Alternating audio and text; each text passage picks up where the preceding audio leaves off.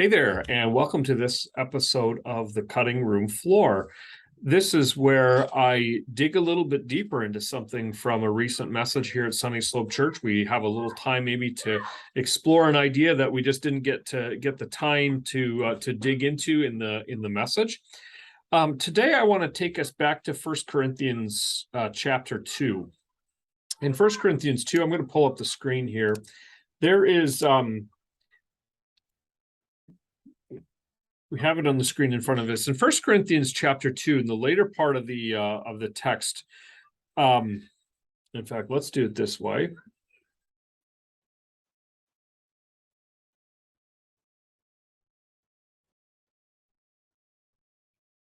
Here we go. 1 Corinthians chapter 2. Oops.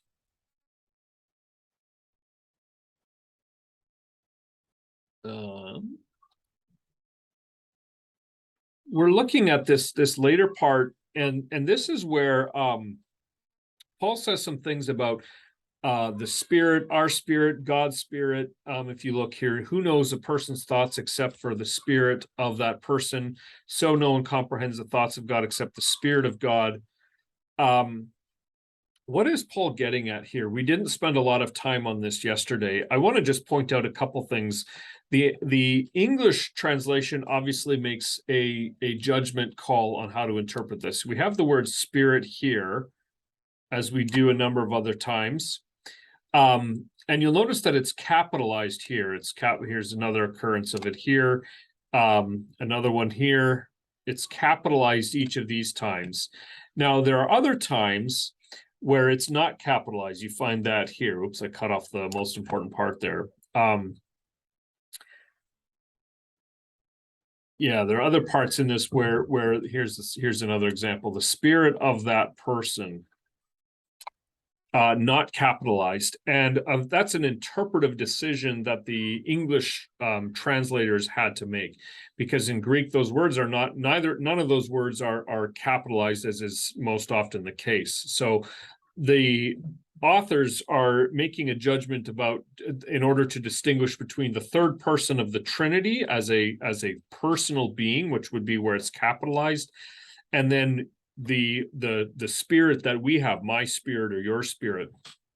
Paul is not attempting to flesh out a full theology of the Trinity here. He's not trying to give us a full explanation of how the three persons of the Trinity relate, but what I find confusing here, at least what I did at first, is where it talks about the Spirit searching everything, even the depths of God. And Paul is making a comparison between the third person of the Trinity, i.e. the Holy Spirit, and our spirit. And what Paul seems to be saying is that just as your spirit, sort of the essence of your being, your own sense of who you are and your inner thoughts and your inner desires, that's a reflection of your spirit. Paul seems to be making a comparison between that and the third person of the Trinity, who is ultimately the sort of the inner thoughts of God. Now, I think we can make a mistake about this, and that would be to, in a sense, depersonalize the Trinity. And I don't think Paul is intending to do that. In other words, I don't think Paul is trying to say, well, God is a singular being, and he has sort of this vague inner spiritual side to him. I don't think that's what he's saying, because elsewhere Paul, of course, refers very specifically to the spirit as a person. So it doesn't, whereas in our case, we wouldn't say that we are two people in one, that we have an inner spirit and that's the second person of our being. We wouldn't say that, and I don't think Paul is intending to say that.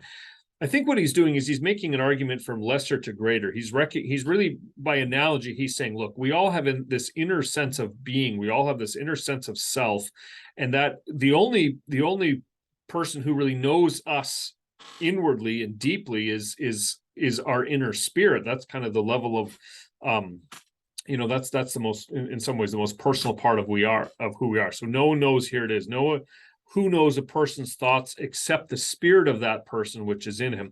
So that's a lesser level. That's from a human level. We all have this inner spirit that knows our deepest thoughts and desires and so on. Then you move up to a sort of a greater scale And that's how Paul uses the "so also" language. That's kind of way of saying, okay, if this is true, then so also this greater idea, which is in the same way, but in a much greater way, the Holy Spirit, the third person of the Trinity, knows the spiritual realities. And then the question is, well, what does that mean for us? And that's, well, that goes on here. This how that goes on to show that it's the third person of the Trinity who then makes that knowledge available to us. It's the third person of the Trinity who communicates spiritual realities to us. So Paul's bigger point in all of this is to explain to us, how do we come to know spiritual realities? How do we come to know those things that reflect the heart and mind of God? And that is only through the third person of the Trinity. Only that person of the Trinity who knows the deep inner thoughts of God and can communicate them to us. And that's why at the last part of this, he says, we impart this in words not taught by human wisdom, but taught by the Spirit. And Paul's concluding here is he's really making a comment on his own ministry. He's really explaining what is his job as a pastor, what is his job as a preacher, and that is, he says, it's our job to interpret spiritual truths to those who are spiritual. So that's why Paul says, we impart this in words not taught by human wisdom. In other words, these are not my ideas. These are spiritual realities that are then taught by the Spirit, that are then revealed by the Spirit, and we interpret those. So you notice Paul is saying, we simply serve as sort of a translator. We explain to you the spiritual realities, and it's the Holy Spirit that is able then to impart that wisdom. Hey, thanks for watching again. As always, don't forget to like and to subscribe, and we'll hope to see you again on the next episode.